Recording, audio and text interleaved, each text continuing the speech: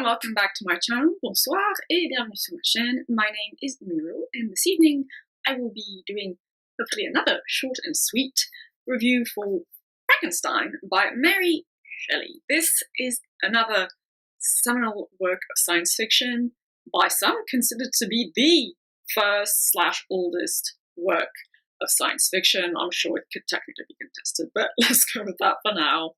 Written in 1818 by Mary Shelley, who was the wife of Percy Bysshe Shelley, the Romantic poet, and the daughter of Mary Wollstonecraft, the feminist thinker. So, considered an OG work of science fiction. It's also, in my opinion, but I mean, it is recognized by literary historians, etc. It's a brilliant work of romantic literature as well. And I can already tell you that I actually fairly enjoyed this book. It's fairly short, as you can tell, and the way it's written is a bit different. It starts off with a few letters exchanged between a man and his sister who wants to explore the Arctic, and when he's on a ship going into the Arctic Ocean, he meets this man who is none other than Victor Frankenstein. And from that point on, the story is basically told as one big recollection by Victor Frankenstein of his life, of the events that led to his creating the monster, etc. But you also have within that narrative a couple of chapters that are told in the voice of the monster. Otherwise, it's basically told exclusively from the point of Victor Frankenstein. And apart from the fact that it's told as a recollection, the story is pretty straightforward and linear with a simple chronological progression. Writing-wise, so as I was reading this, every so often I would just fawn over the beauty of the writing. It's going to vary by personal taste, of course, as it always does, but I have a thing for romantic literature and romantic style, I guess you could call it. I absolutely adored my lessons on Romanticism when I was in high school, and the poetry we had to analyze and things like that.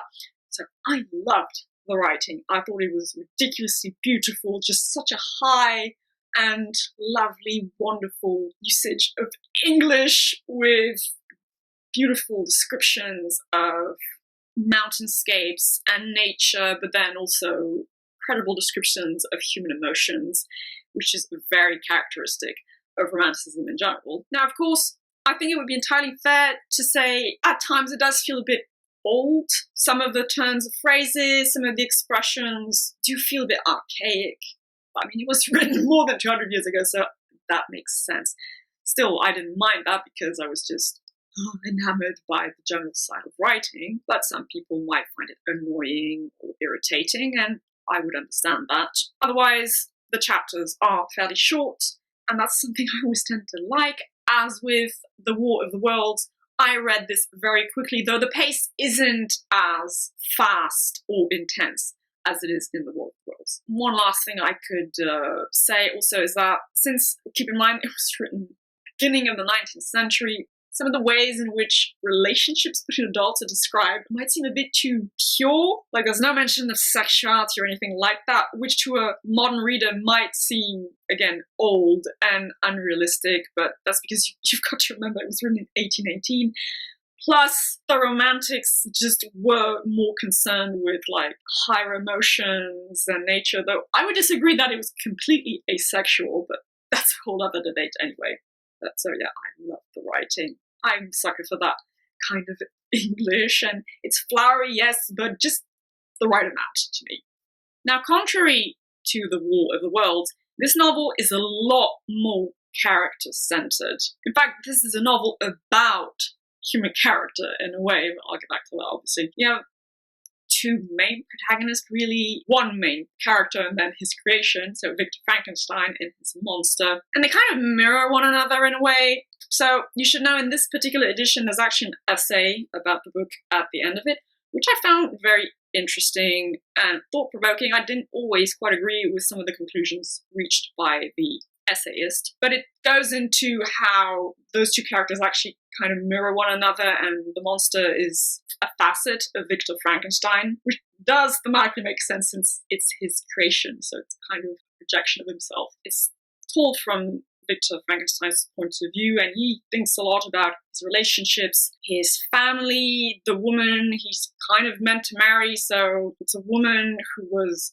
adopted by his family as a girl, and so she grew up as his cousin, but they aren't actually related. There's no incest here. He thinks about that. He thinks about his best male friend, and just the beautiful way in which the emotions are described and the love is described. I love that aspect, that the friendship is described and realized as a type of love, and that's also just very romantic in general. And briefly, I'll just touch upon Victor Frankenstein's character. He's like the image you'd have of a romantic poet, but transposed into the figure of a scientist. A young man who grew up with a certain amount of privilege, but with a lot of love too. I like the emphasis put on actual parental nurturing and caring for your kids and loving them, which was probably a bit exceptional at the time. It's very different from this image you have of like all the times when parents were super strict and disciplinarian. Now the parents love their child and really nurture their family, so he grows up being loved and encouraged in his pursuits, and he's interested in the natural philosophy, so biology, medicine, etc. He's a bit too much in his own head, a bit too idealistic in the sense that he lives in the sphere of ideas, and so he gets hit by massive amounts of hubris with the disastrous result. That is the monster. He's this poor wretch, and that's actually the expression he uses. He's a wretch.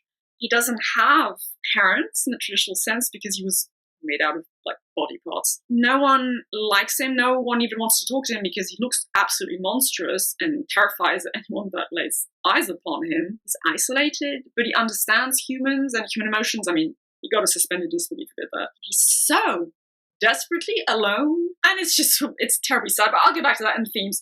So that you have this dichotomy between Frankenstein, who's the creator with these high-flying ideas, and then his offshoot, his badness in a way expressed in the monster, who's such a wretch, a lonely creature without kin, without friends, without any sense of belonging to the wider world because he's profoundly unnatural. So yeah, it's full of character analysis on a personal level with the single characters, but also like just human character as a general theme. It is technically science fiction, romantic science fiction, if you want to subcategorize it. I will say this though, the science fictional elements are very, not so much superficial, but it's a device used to explore the themes, because you don't really get an explanation as to how the monster was made. Victor Frankenstein studies medicine at a university in Geneva, I think. It takes place in Switzerland. So he studies chemistry, biology, at least what they knew of it at the time, and somehow stumbles upon a way to create life out of spare parts. But you're not going to get any type of explanation to that. Like, it's minimal science fiction. I do think it does deserve to be classified as science fiction and one of the first works of science fiction, like I said, but it's really fairly minimal. So I'm not really going to talk about world building as such. He finds a way to create the monster is created, and the monster lives. That's about it. Because actually, in point of fact, as all the greatest works of science fiction, the science fiction elements is primarily used to explore very deep themes about human character, about existence, about the meaning of life, about the consequences of human actions, etc., etc. And well, obviously, the first main theme I would say is present in Frankenstein is that of human arrogance. Plain old hubris with a capital H. Victor Frankenstein just thinks he can do anything, and he's cracked the secrets of life and death. And he animates this body. Now, the monster looks like a human, but not quite either, because it's supposed to be a lot taller than a normal human. And despite Victor Frankenstein's best efforts, the skin looks weird, his eyes look a bit dead, the complexion looks sallow, the lips are black. So he looks terrifying, but his mind works like that of a person, and he learns to speak and to read by observing a family in a cottage. And it's so incredibly sad because at first he has these lovely benevolent aspirations to be a good person, to pursue virtuous impulses, to join the family of mankind and participate in a family and to have friends and to develop the best aspects of human nature within himself, but he's rejected constantly because he looks just so terrifying. And so that gets transformed into hatred and bitterness and resentment towards his creator and towards humanity as a whole for just not even giving him a chance to show that there's goodness in him and to be accepted. And all of those are consequences of Victor Frankenstein's actions. Just going forward with an idea without thinking about whether or not that's the thing to do. I've always said this about science in general. I'm very pro-science. I studied some science. Just because human beings can do something doesn't necessarily mean they should. And obviously since then, this theme has been worked and reworked and explored to death in myriads of works of science fiction. Right? It's not new anymore, but think about the time in which this was written. You gotta think through. Just because he can do something, just because he could create life, didn't mean he should, because that has consequences. He didn't think of for a minute what that creature would think, feel, experience by being born out of nothing in a way. He doesn't have parents, the monster, doesn't have parents, he doesn't have a family, there's no sense of belonging organically to the rest of humanity, the rest of life on Earth. He's the most unnatural creature that ever was, because he isn't from nature, he was made by a human. I feel like it's the way, today this theme would be explored with AI more, I think, but I think it's more effective actually to do it with organic matter, because that poor creature has the illusion of being just another living organism, but he isn't. There's something so tragic about that. And another theme linked to that obviously would be free will versus the notion of responsibility and guilt. Because the monster gets loose, and so throughout the book, minor spoiler, they kind of run after one another, Victor Frankenstein and his creation. And Victor Frankenstein flip-flops between feeling so guilty for creating the monster and setting it loose upon the world. But at the same time, it was like, yeah, but, I wanted to be above my fellow men. I had this brilliant mind. I needed to develop it, and I wanted to contribute something to humanity with this brilliant mind. But look what you contributed, a poor, miserable creature that now wants to hurt others. Again, you could have thought about it for more than a couple of seconds, bro. And on the part of the monster, that's also what's interesting. Both of these characters are fairly grey, actually. The monster, at first, you do feel very sorry for it, because it really wants to be a good person and make friends and be useful and work and contribute. But it does decide to kill people at some point. And okay, you understand that there are mitigating circumstances of that, but it is intelligent enough to learn language to understand the way human relationships work. So that means it's intelligent enough and responsible enough to know that what it's doing is wrong. And at some point it does realize, what have I done? Why have I wrought so much destruction just to appease the howling void of despair inside of myself? The monster is responsible for that. Sure, it didn't choose to come into existence, but if you agree that it's, like I said, intelligent and responsible enough to learn things and to understand humanity in its lighter parts, then that means it understands it in its darker parts and is responsible for its darker actions. And same goes with Victor Frankenstein. So yeah, they mirror one another in very interesting ways. Both go from feeling very sorry for themselves and I was justified in doing what I did, those were the unavoidable consequences of what was done to me or the environmental circumstances of my life, and feeling very guilty about what they did and feeling extremely responsible for what happened, even for things they weren't actually in control of. So that was very interesting. And now I'm going to cheat a bit and pull from the essay at the back. There's also a slight commentary going on between the dual nature within humankind, an archetypal nature, if you will, which is both divine and profoundly animal.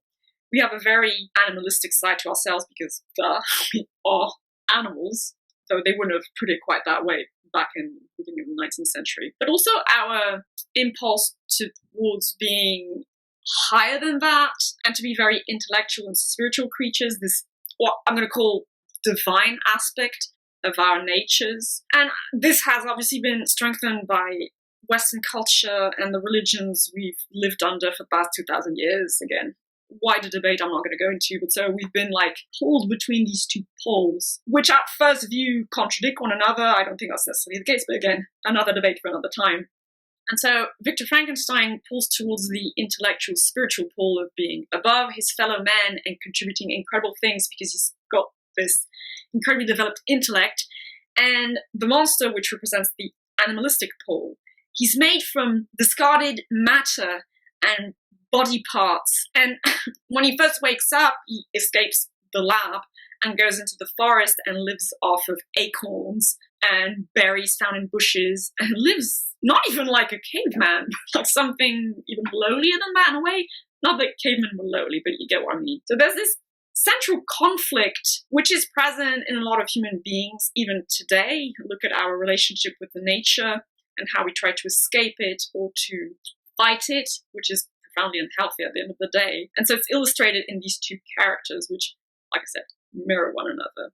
There's definitely a lot to analyze in this small, rather short novel, but I really enjoyed it. It's very thoughtful and with the backdrop of the Romantic style. So it's not just the backdrop, because those are themes that are very central to Romanticism as well. Humankind's relationship to nature and to its own emotions and how that plays out in everyday life. That's something you'll find in a lot of Romantic poetry, in a lot of Romantic literature, Romantic essays, etc. So I think it goes beyond perhaps what is usual in Romanticism, because it's got that science fiction-y element. But as I said in that essay I mentioned, even though Victor Frankenstein is a scientist, it actually is in a way meant to reflect upon the figure of the Romantic poet. But at the end of the day, it's the figure of the creator. Whether it's artistic or scientific, the basic impulse is more or less the same. And now I'll read a few quotes from Frankenstein. I spoke of my desire of finding a friend, of my thirst for a more intimate sympathy with a fellow mind than had ever fallen to my lot, and expressed my conviction that a man could boast of little happiness who did not enjoy this blessing. He had partially unveiled the face of nature, but her immortal lineaments were still a wonder and a mystery. If the study to which you apply yourself has a tendency to weaken your affections and to destroy your taste for those simple pleasures in which no alloy can possibly mix, then that study is certainly unlawful, that is to say, not befitting the human mind. Of what a strange nature is knowledge! It clings to the mind when it has once seized on it, like a lichen on the rock. And if I was ever overcome by ennui, the sight of what is beautiful in nature, or the study of what is excellent and sublime in the productions of man, could always interest my heart and communicate elasticity to my spirits. And just before I conclude this review, I will say something about the way that Frankenstein is thought of, I think, by most people in popular culture. Now, I've never actually seen a Frankenstein movie, but I have seen clips on television, documentaries, what have you. And I'm surprised because from what I've seen, these older adaptations don't seem that faithful to the source material. Like, you have the scenes where the body's reanimated by lightning and you got the villagers going to a castle in the countryside in some Eastern European country or something. And I'm like, did they mix up the mythology surrounding vampires into this? Because the story takes place in Switzerland. The body is not reanimated by lightning or electricity at all. Frankenstein isn't some nobleman in his castle. I mean, he comes from a bourgeois family, sure, so he's got means because he didn't go to university. But he works in 2 rooms in a boarding house, not a castle, and there aren't any villagers coming after the monster. The monster, there's this whole scene, like I said, with the family in a cabin. I mean, he is chased away by a man on a mountainside because he thought that the creature was going to rape his daughter or something. But the monster hides in the Alps and then follows Victor Frankenstein in the shadows. Those scenes I've seen from old movie clips aren't present in the novel at all, so I'm confused where they were supposed to come from. What I will say, though, is I don't know if you're familiar with the Netflix TV series called Penny Dreadful. Whether or not you liked it or not, I did. I liked it. I have to say, the depiction of Victor Frankenstein's monster in that series is actually fairly faithful to the original novel. Anyway, that concludes my review for Frankenstein by Mary Shelley. A great work of very early, more minimal science fiction, and of course, romantic literature, and I gave it 7 out of 10, so a good 3.5 stars out of 5. The same rating I gave to The World's Impact. I hope you'll have a lovely day, morning, evening, middle of the night, whichever, and I shall see you in the next video.